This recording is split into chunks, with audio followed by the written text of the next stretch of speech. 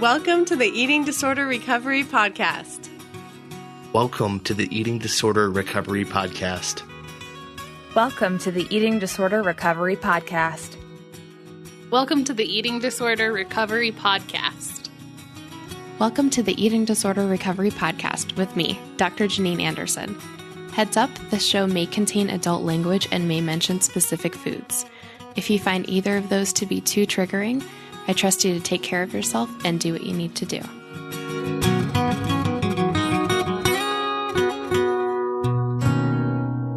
Hey friends, just a few announcements here before we get to the episode with Kate Merkle about hunger. First of all, thank you so much for writing me. I love reading your emails. You all are the most amazing people. My podcast audience is just so great. So I've just really enjoyed corresponding with you all.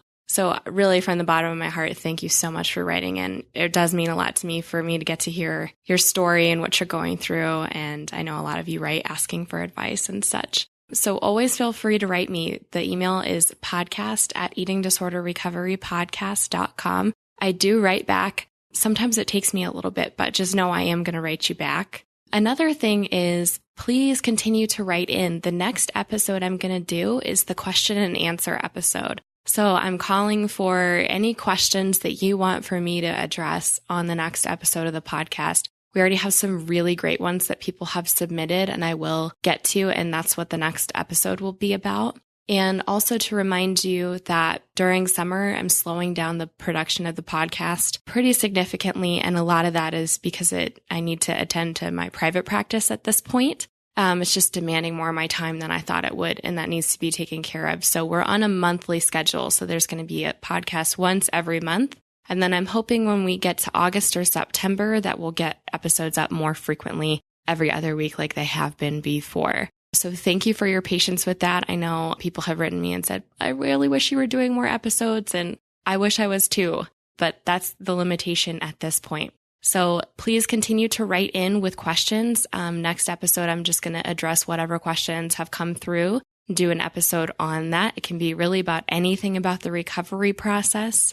So feel free to submit those. I'm still taking those. Won't do the episode until next month.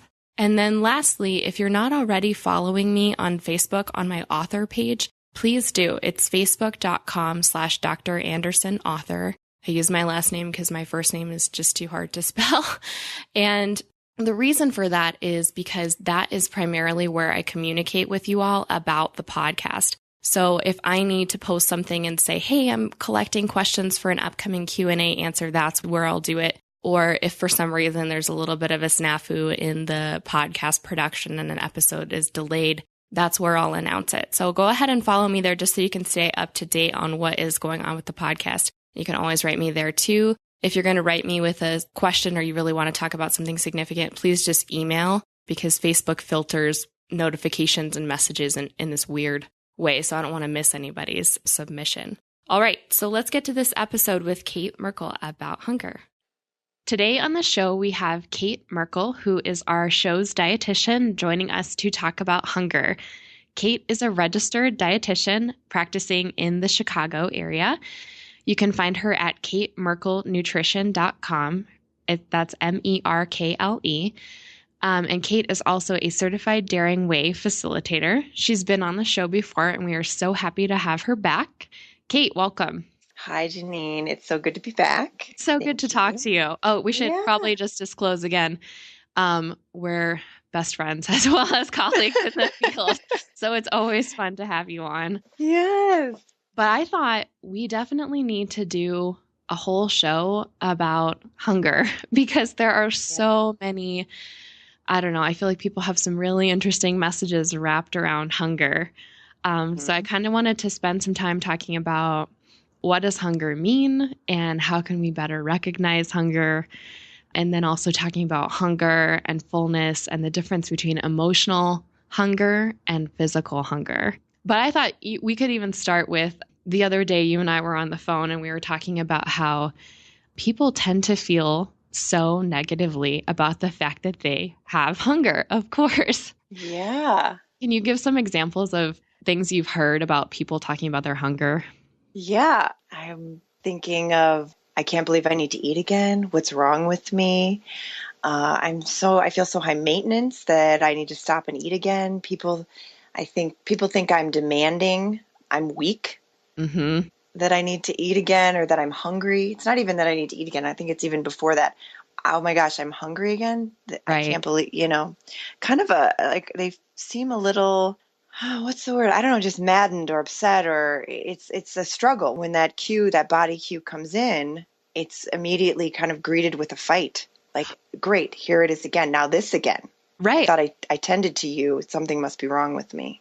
I've heard that a bunch recently too, that I've heard a lot of my clients expressing some frustration about the fact that they have hunger and just feeling like, gosh, this comes up all the time. And Hmm. it does come up all the time. Yeah. To take And care of it frequently. right. It's part of being a human being.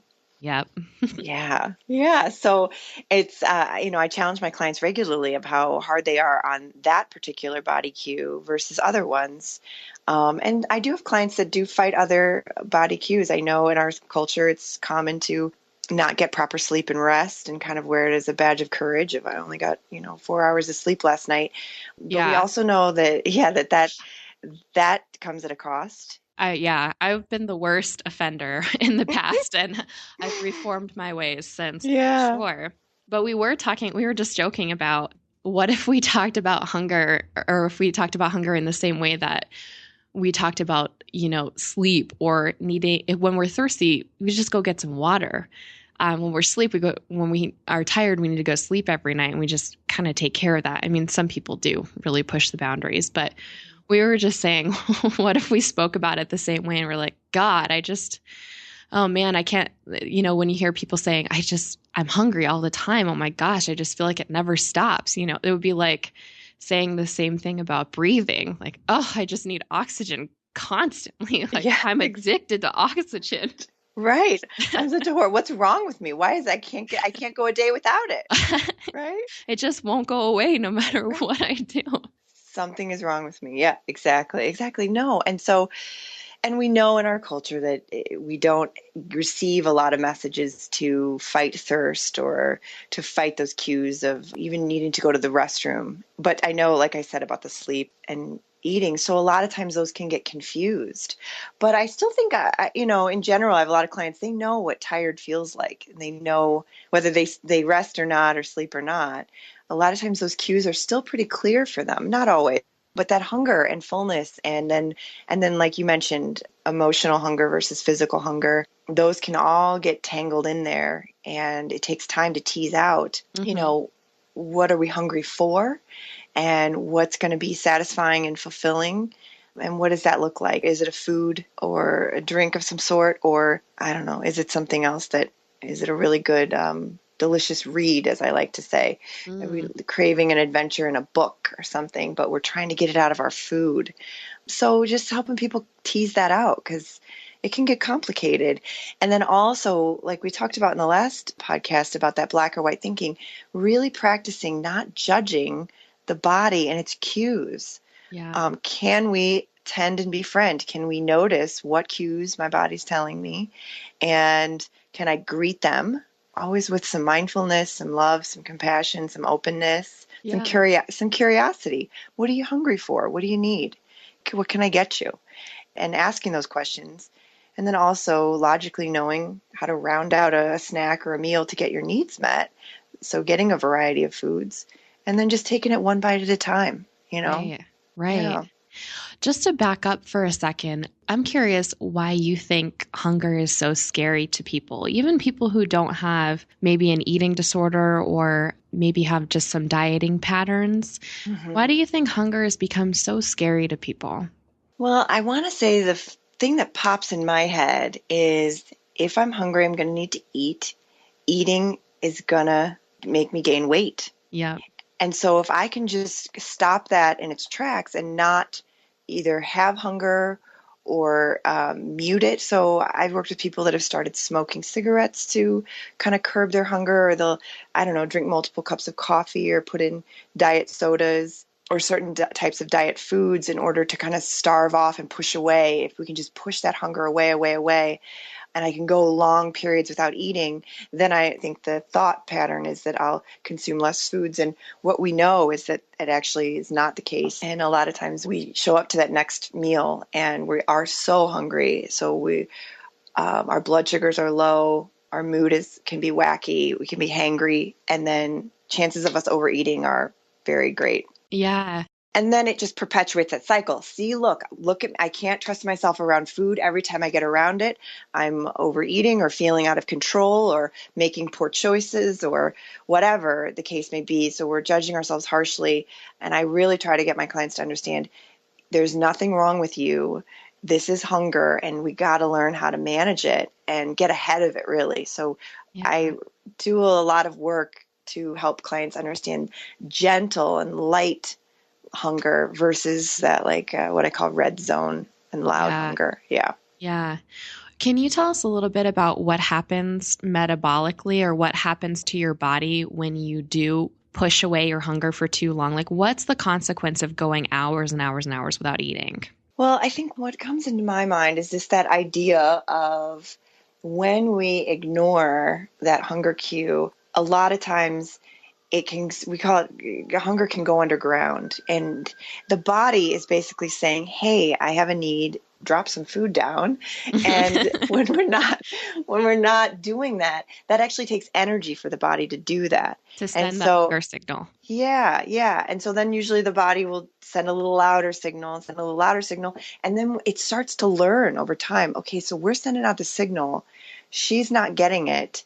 So we kind of it's not helping. This isn't working, right? Mm-hmm. And so that's where a lot of clients come to me and they're like, I don't know what it feels like to be hungry, or I don't know what it feels like to have some fullness or gentle fullness. Usually my clients are the folks I work with are really aware of like ravenous, loud, growling. I have a headache. I'm dizzy. I'm Painful super moody. hunger. Yeah, right. Yeah. Exactly. Or the other side of the spectrum, which is like that really uncomfortable fullness. Mm-hmm. And all the levels in between just aren't tuned into. Yeah, I was just thinking about how even if you are someone who feels like you don't really have much sense of your hunger or your fullness, that can definitely be learned. You can improve that. Yeah. For sure.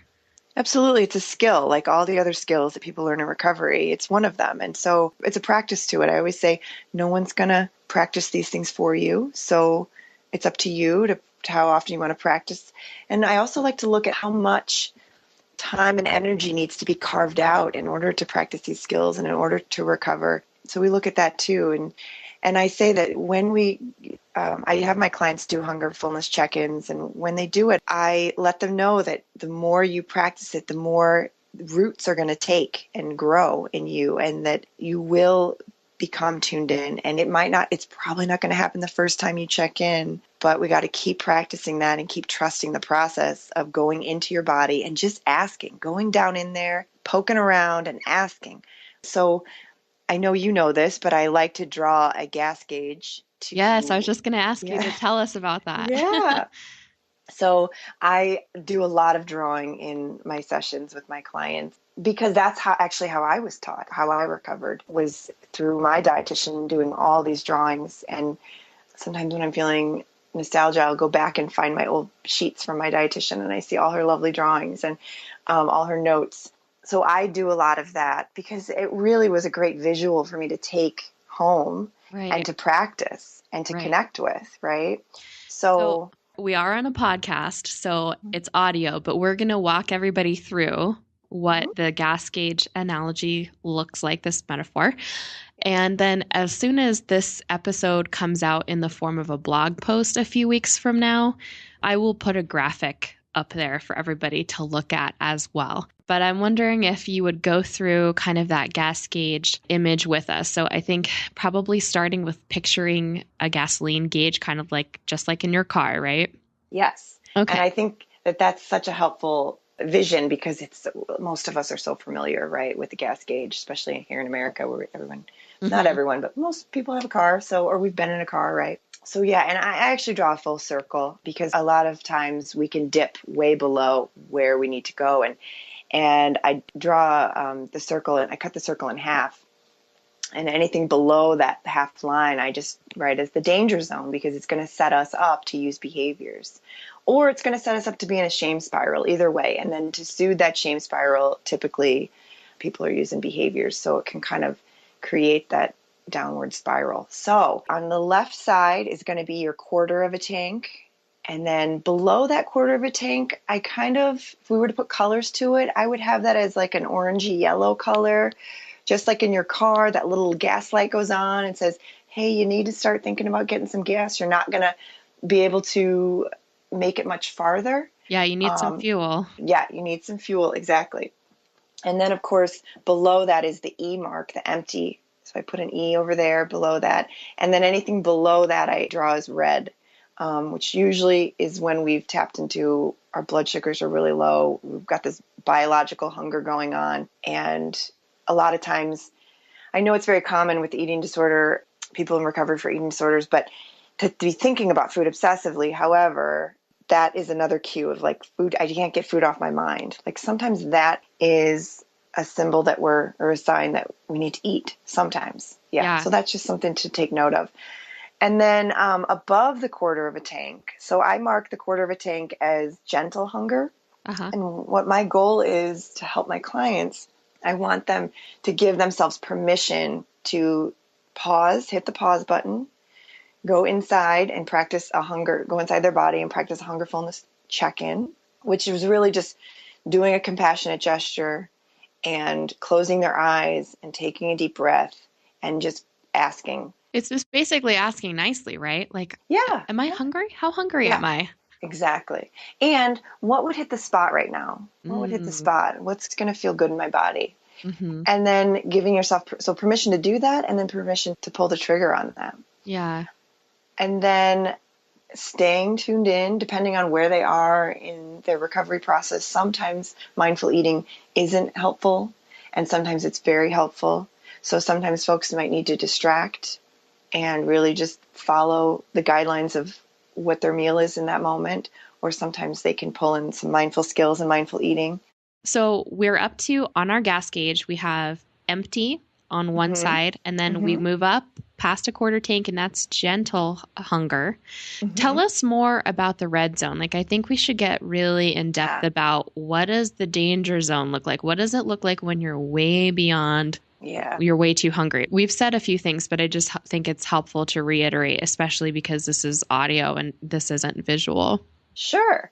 So my question when I'm working with someone, what does hunger feel like to you? And I also really like Anita Johnson's book, Eating in the Light of the Moon. She talks about it in her book of like just listing off. So her book aligns with what most people answer that. I can feel lightheaded or dizzy, or I'm really tired and kind of exhausted. My mood is pretty funky. Sometimes all foods, like everything sounds good, and sometimes nothing at all sounds good. Like it's very black and white. And I find that I let my clients know that a lot of times when we fall into that extra hungry zone, that our cravings for certain foods can be different. We can find ourselves wanting the more just quick energy foods and that's a biological response. Your blood sugar is low. Your body's not going to say, oh, let's go make a pot roast. You're not going to be like in the place where you have time and attention and that ability to take time to make a meal like that. You're really going to, the quick energy foods, the convenience foods are going to be readily available, and they're going to do the job. They're going to get that blood sugar up. But because a lot of people judge foods, they can have a struggle with all of that. So I start off with just saying, what does hunger feel like to you? Most often than not, people describe red zone hunger. So, and that's what Anita Johnson says in her book. It's just what I just listed is ravenous and loud hunger. And I always like to get my folks or my clients to tune into the gentle, subtle cues of gentle hunger. Right. And so that's going to be more of like an emptiness in my stomach, or sometimes it's just an idea or a thought of like, oh, that kind of sounds good. Like it could be that simple and gentle. Sometimes people have described it as like, I feel a readiness to eat. Like I know I'm not full at all and I'm not feeling super hungry. And I'm thinking food sounds like a good idea right now. Right. So And this is where it gets hard because a lot of my clients, they want calories or grams or, and I get that structure can be very helpful when it comes to eating to recover. But what I'm asking them to do is this intangible gray, get in your body and feel. They kind of look at me like, are you crazy? Are you kidding me? Do you want me to guess at this? But it can be done. I mean, I think the gas gauge visual and metaphor is really a beautiful one, because maybe for people, the first step is let's just try not to hit empty. Because I think that's a huge piece of work in recovery, to just not get yourself to the point where you're totally depleted and have no energy. You're starving, your stomach hurts, you want to pass out, you have a headache, and you're hangry and you're like biting everybody's head off around you. Yeah. So, and I think the more you practice it, the easier it is to feel and recognize all the nuance that's there within hunger. So you're talking about gentle hunger and kind of readiness to eat and noticing some subtle signs, maybe an emptiness. Earlier, you mentioned getting ahead of hunger. What does that mean?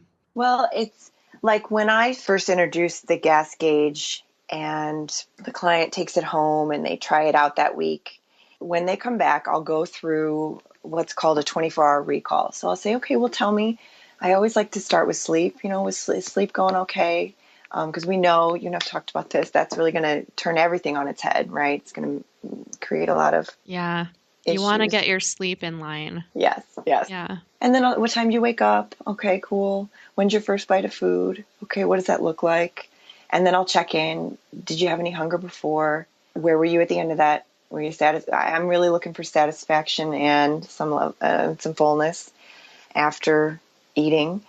And then I'll have them walk me through the day, and then they'll say, now at about 11 o'clock, I'm pretty hungry, and we'll talk about that, and I'll try to get more information on what that sounds like and feels like.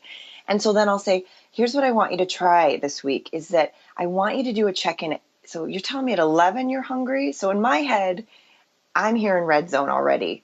And so my thoughts would be, can you do a check-in around 10 or 10:15? And maybe by that time, maybe the latest 10:30, that would be you catching that gentle hunger and not slipping into that red zone. Because what I usually find, because I have a lot of worksheets and handouts for people to track hunger and fullness. I don't always have people, actually, I rarely have people track food, but I really have them track what's going on with their body. Although sometimes tracking food can be helpful for a limited amount of time. But sure. And when we look at when we take a step back and look at the visual, a lot of times if throughout the day they've fallen into that red zone, not always, but a lot of times then usually there's some overboard on the other end, like either, and it might not even be in an amount of food, but like I felt so chaotic the next meal I got to. Maybe they didn't overeat, or maybe they did, but really it just felt out of control. It wasn't an enjoyable eating experience. I felt like behaviors were getting in there. Ed was really loud. And so that's where I say that this getting out of this red zone is so important, and that can be the first place to go and look at. Mm-hmm. And then when we can look at the times of like, okay, you wake up, you eat here, you get to work, and then like you said, 11 o'clock, you're feeling hungry. And in the past, this client may have just said, well, it's only 11. I'll just wait till noon, and then noon can be a train wreck. Then you're even further into it. Because I think, I imagine that most people, if not all, who are going to listen to this episode can relate to when, for whatever reason, even if it's not eating disorder related, you've gotten way too hungry. And then by the time you're able to take care of that, you're kind of in, I don't know, this is what happens for me. I'm kind of in this frantic mode where I'm like, oh my gosh, I've got to get food. Yeah. And just even that alone, I think is, I don't know, it just feels like really emotionally dysregulated to me. Mm-hmm. And that feels uncomfortable versus when you try to attend to your gentle hunger cues. I think it's just so much more peaceful. Like your hunger isn't demanding as much at that point because your body doesn't think it's starving. Yeah. I was just going to ask before we kind of move up through the rest of the gauge. So mm-hmm. total empty and below, mm-hmm. gentle hunger about quarter fullness. Before we go on to quarter hunger, before we go on to fullness, I was wondering if we could talk a little bit about How can people start to practice being able to distinguish between physical hunger and emotional hunger? Tell me how you think about physical hunger versus emotional hunger. Well, I usually start with just labeling it. So sometimes I'll say, I call it mouth hunger or stomach hunger, Yeah. just to kind of label that. And a lot of times surprisingly, my clients will know. They'll be like, this was not physical hunger. They'll know. And so I always want them to trust that. And then we have to go into, well, what are you hungry for? What is this emotional hunger? What are you trying to feed yourself? What needs are you trying to get met using food? Mm-hmm. What are some common signs that it might be an emotional hunger and not actually physical hunger? It's a really good question. Let me think. I know a lot of the people that I work kind of have some maybe like go-to foods that they like to eat a little bit more often for emotional reasons. And that doesn't mean that they don't like those foods in general, or like you can't eat them for other reasons, or that even that you can't eat them for emotional reasons sometimes too. Right. But I think sometimes people have some foods where they're like, that's one that I usually eat when I'm feeling pretty chaotic or stressed, or that's my comfort food. Right. Yeah, that definitely comes to mind. Another thought would be maybe, even though this goes along with being too hungry, but the way in which someone might eat the food too could show that. But I usually start with just, if they notice, it really starts with that awareness and that mindfulness. So if you notice yourself reaching for food or looking for food, or sometimes they notice themselves in the act of eating, why not just hit the pause button and just do a check-in? Am I hungry? Like, is this a physical hunger or an emotional hunger? And if it's a physical hunger, then by all means, continue. And is this hitting the spot? Is this working for you? But if they are like, I am not hungry. In fact, I'm kind of full. Then that's usually, enough to know that, okay, so what am I wanting? Yeah. What am I wanting emotionally that I'm not gonna get out of eating the rest of this food? Right. Yeah. Yeah. And I do a lot of, like I said, I do a lot of drawing, but sometimes I ask my clients to draw. Like if a food keeps coming up in session, I'll say, can I just see what this looks like? Let's just look at this piece of food, and they'll draw it out. And then I'll say, can you put some words? Give me like 3 words. What are these words? And a lot of times, like, the words I hear are excitement, happiness, safety, luxury. And there's a ton of other words that come up, and then I'll say, so I just want to show you, or you're showing me actually, that you're trying to get these things out of this food. Right. And sometimes that right there can just be kind of eye-opening. So are you currently plugging these things into your life right now? And if you're not, how can you, in ways that have nothing to do with food? Mm-hmm. Yeah, that's something that Dr. Anita Johnston talks about frequently, is that when we have those things, like we discover we're trying to look for, comfort or relaxation in a food, that it's lacking just in our lives in general.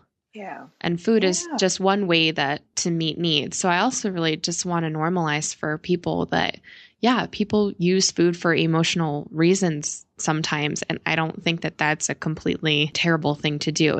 You'll be able to figure out what your personal level of comfort is with that. People eat for emotional reasons every now and then, and that's within, whatever normal eating is. Yeah. Yeah. Yeah. What does it mean to be ahead of hunger? Okay, so that part is sometimes when they really tune into, okay, so at 11 o'clock I'm hungry, then getting ahead of it would be, can you tune into 10 or 10:30 and plug something in earlier so that you don't dip into that red hunger? And then at that place, I feel like the part of the eating disorder, the voice of the eating disorder, can easily come in and say, oh, come on, it's just an hour till lunch. You can wait, Right. and then it becomes that struggle and that battle. And so, what permission do you need to give yourself in order to do a check-in earlier and plug in some food so that you're not dipping into that red zone? So that's just a lot about awareness. I know personally when I was going through this to recover from my eating disorder, I just couldn't believe how forgetful and how hard it was to just remember to do the check-ins. And every week I'd go back to my dietitian and, oh my gosh, I slipped up again. I messed up again. I made a mistake. I forgot. This, that, and the other, and behaviors got in. And so part of it is just remembering that we have these new skills, and then it's the practicing over and over again to get that groove going so that they become like the default over time.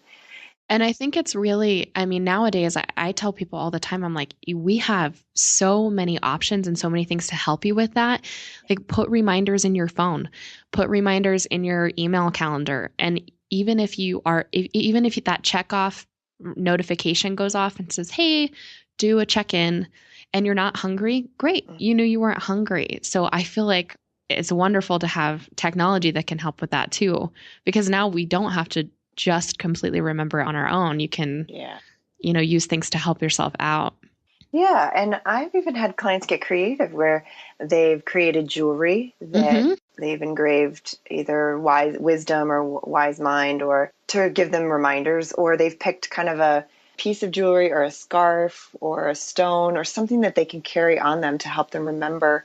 I even had a client that had some sort of object. I think it was like a glass heart that she put on her desk. It looked like a paperweight, but it was her reminder of like, I need to practice compassion, and I need to practice my hunger fullness check-ins with compassion. Oh, I love it.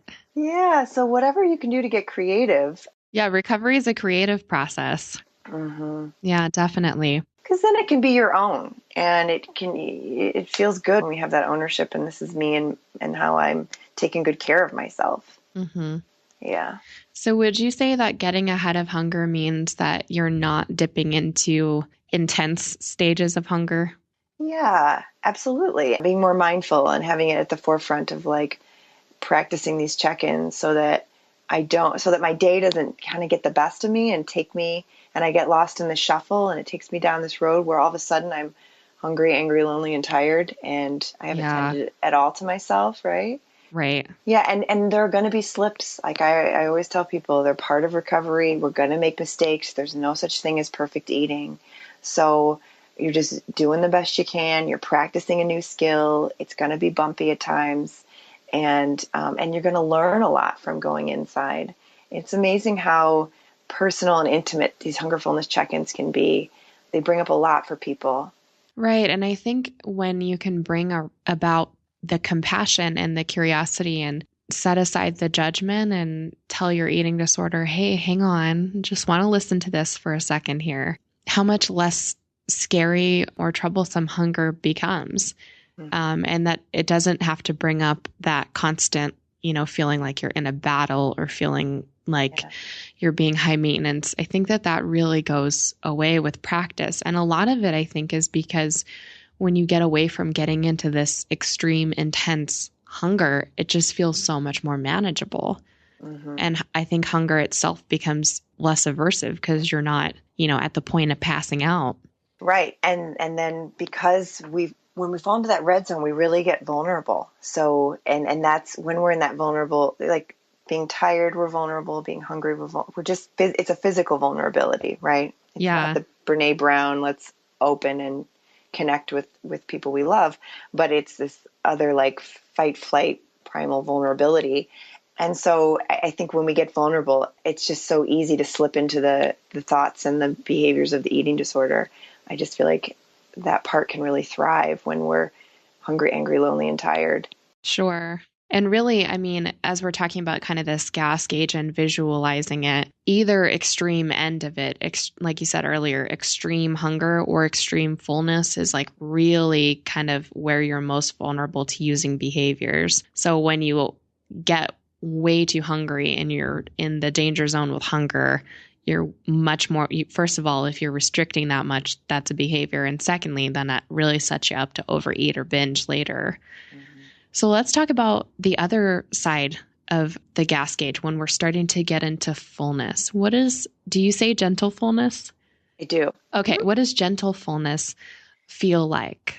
So I guess when I describe it, so I give my clients some ideas for them to describe it. But ultimately, for them to start begin to tune into it.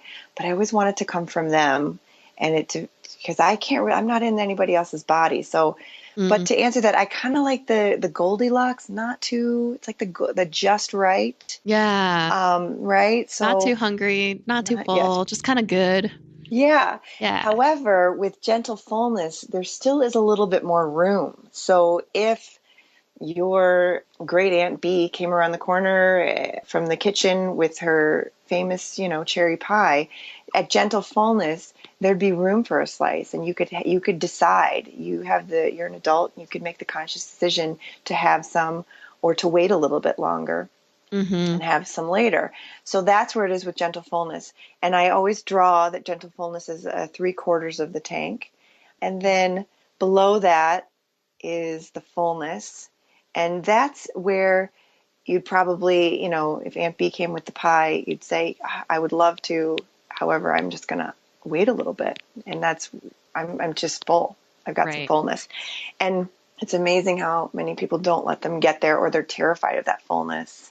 That fullness really, there's safety in that fullness. It really tells the body, hey, I'm good for a while. You don't have to worry about food or think about food.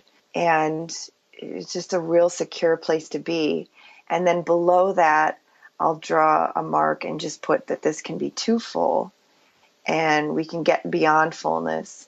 And that's when I'll draw my little eating disorder voice figure. It's kind of the floating head, the head detached from the body. It's a stick figure. Very basic draw. We'll put that on the blog too. Yeah, I'll draw it up.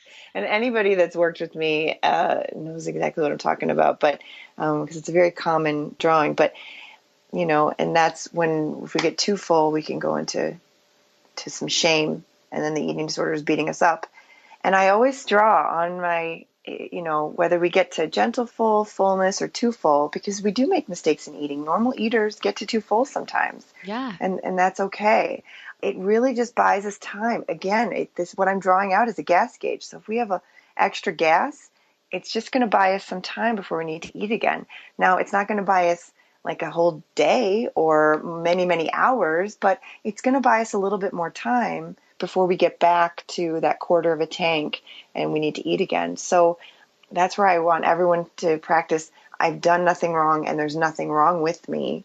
If I get into too full, it's really a compassionate, gentle reminder of I'm learning. There's going to be mistakes along the way, and this is part of the process. Yeah. And I mean, even if you're very experienced, I think that there are just some times where you can just plan on in your life going forward, you might eat too much.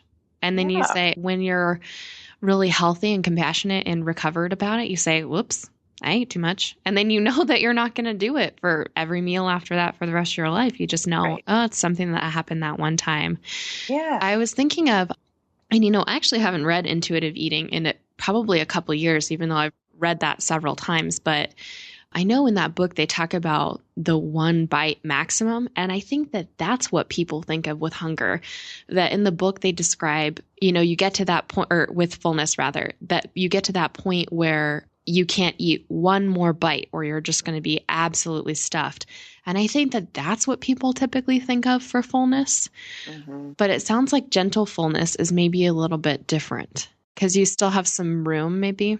Yeah. And so there are kind of shades of fullness on the right-hand side of the drawing. So just like on the left-hand side, there's like that gentle hunger, and then we're falling into that yellow or orange zone, and then it drops into the red zone. That's how it is. And I always want to put it back into the client of like, okay, so let's say it's 5 o'clock and you're home and you're starting to feel some gentle hunger, but you know that at 7 you have a dinner. You're going out with family for a dinner. So what do? So this is where they can make decisions of how much they want to eat.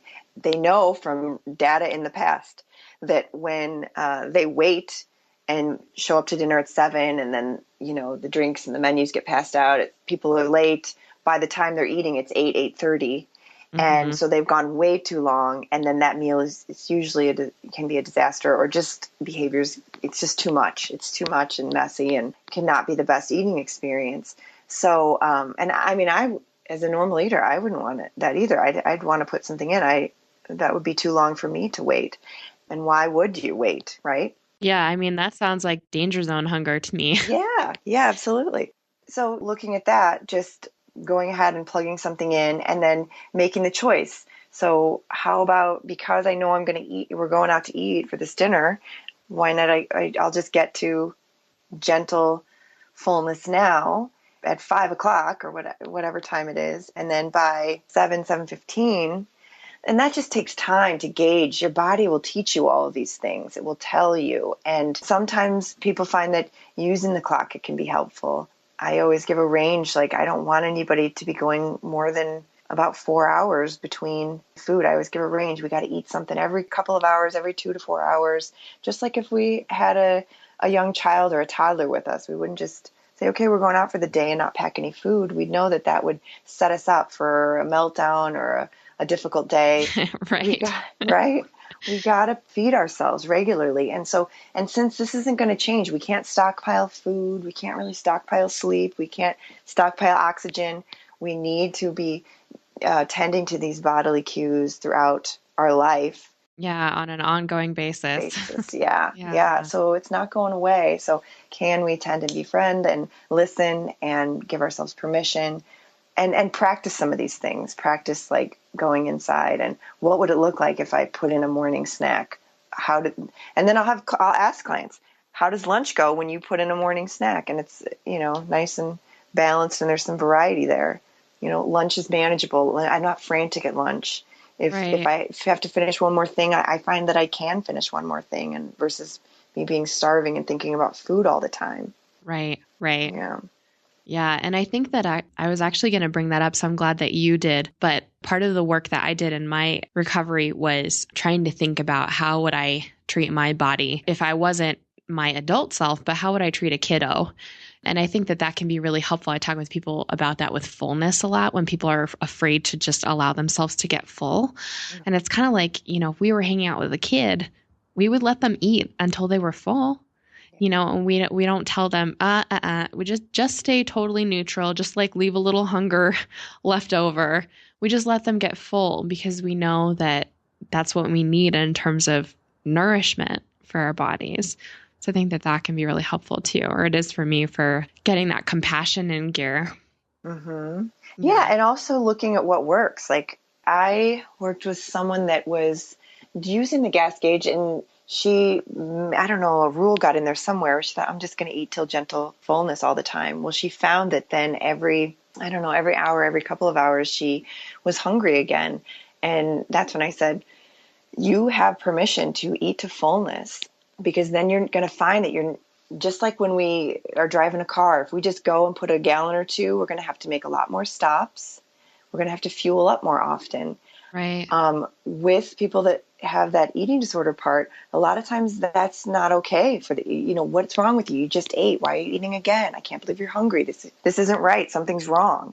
So it was her decision where I gave her permission, and I wanted to give herself permission to go ahead and eat to fullness and feel that fullness and what's scary about it, what's coming up, when you get to fullness. But then really looking at, how does that work for you? Wow, I don't have to stop every 2 hours and eat. Right. I can go a nice chunk of time, and that food is so much more or whatever. I have a satisfaction and some fullness going on, and my days go better. So that's their choice. Do you find that people are able to reacquaint themselves with hunger and fullness if they do practice? Yeah, I mean, absolutely. I think it's totally possible. I know I've spoken with so many clients who are just like, that will never happen. Yeah. And I think it's helpful to, have some faith, even if you can't see it right now, it can definitely happen. Yeah. Yeah. And I guess I'm a believer, because that's how I recovered. It was this practice, along with all sorts of other skills and tools and things in my life. But this was the one thing that really hit home for me and allowed me. And granted, I mean, I don't know if I said this on the last show, it took me years to learn this. Right. And I was studying to be a dietitian, and, how could I not know this? How do I keep messing up and failing at this eating thing when I'm supposed to be an expert? So I had a lot of struggle in that sense. And so it's what got it is a big part. I guess I can't owe it all to one thing, but it's a huge part of my recovery was doing this work and getting back into my body. Right. Lots of practice. And trusting. Yeah. And trusting your team. And then also, like, what have you got to lose? Like, what if you were to just try it and go in your body and just see what you find? And it will take root, because ideally what we want is for the wise parts of the person struggling with an eating disorder. I want to grow those parts bigger than the eating disorder part, because that wisdom will integrate with the eating disorder part and it will heal that part. And so I feel like that's what I do with the work with my clients more than anything. Yes, it's all around food and feeding your body and proper nourishment and care.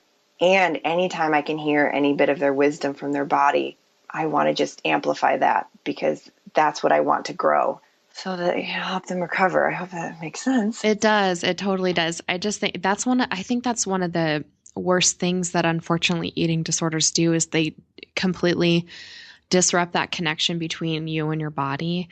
And they have to do that, or else you wouldn't be able to continue to have one. You would recognize, oh my gosh, I'm hungry all the time, or I'm way over full all the time. But in disconnecting you from your body, I think it just really takes you away from knowing your body's got your back. And it's really looking out for you.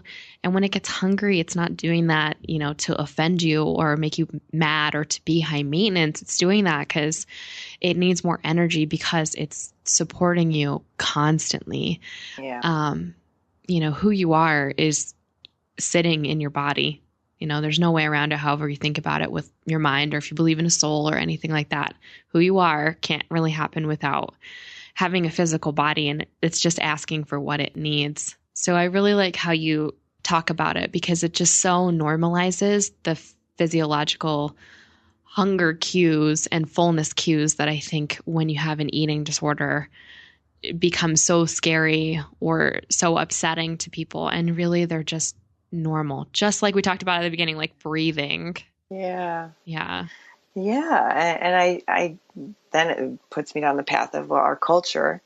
Oh, sure. Right. Sure. It's very thin and youth obsessed. And so we live in a world our culture really demonizes fat. So it's a struggle, right? Right, definitely. And I think that could especially come up with fullness. But, just like comparing it to another basic biological drive like sleep, when you get a good night's sleep and you feel rested and restored, you're not like, oh God, I can't believe I slept so much. Right. I really overdid it with that.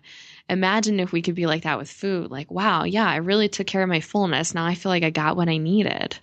Yeah. Just be more gentle about it.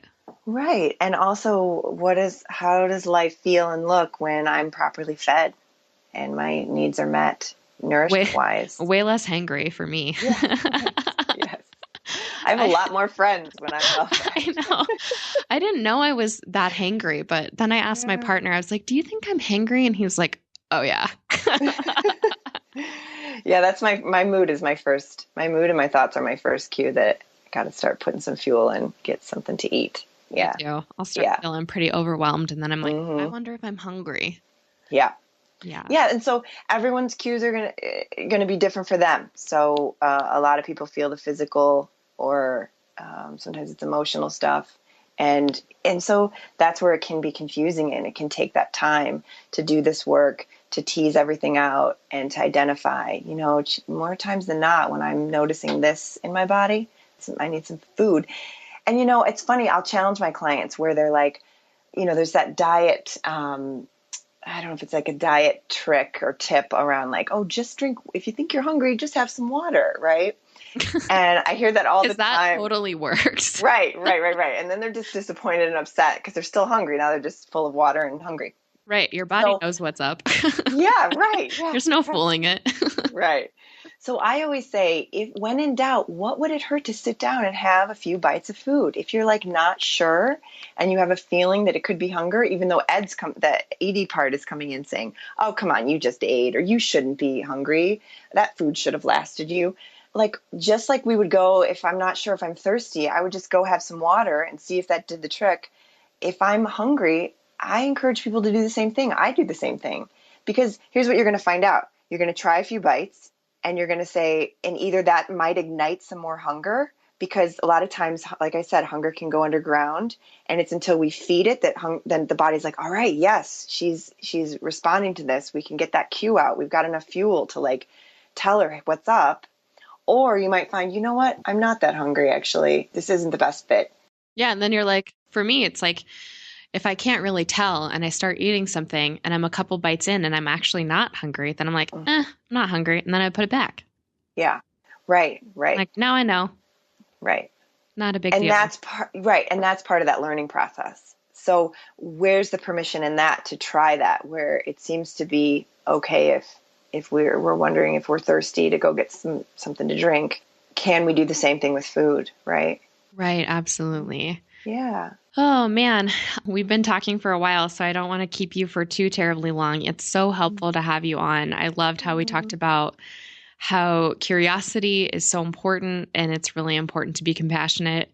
And just in general, this idea of how there's a lot of nuance in hunger and fullness that we can come to learn and understand through practice, and how all of this really does get a lot more manageable. I'm so appreciative of all the tips you gave that people can experiment and play with as they're figuring out what is their body telling them as they're getting to know all of this process better for themselves. So thanks so much for coming on the podcast, Kate. Yes, anytime. Thank you for having me. I love connecting with you, and I love geeking out on recovery, if I can say that. I don't. Oh, it's a negative thing to say. No. But I love when we get down and talk about all this nitty-gritty stuff of recovery, because it's such a learning curve for everyone going through it. And so just talking about it, I think, is good. I definitely think it is. I so wish I would have heard conversations like this when I was going through that. For sure. Yeah, absolutely. So if people want to find you online, is the best way to find you at katemerklenutrition.com? Yep. Okay. It's Merkle.